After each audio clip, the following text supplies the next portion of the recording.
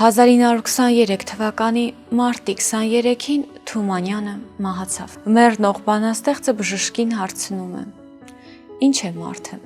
Իր առջև մահացող գրողին տեսնող բժիշկն ասում է. «Մարդը ոչինչ է»։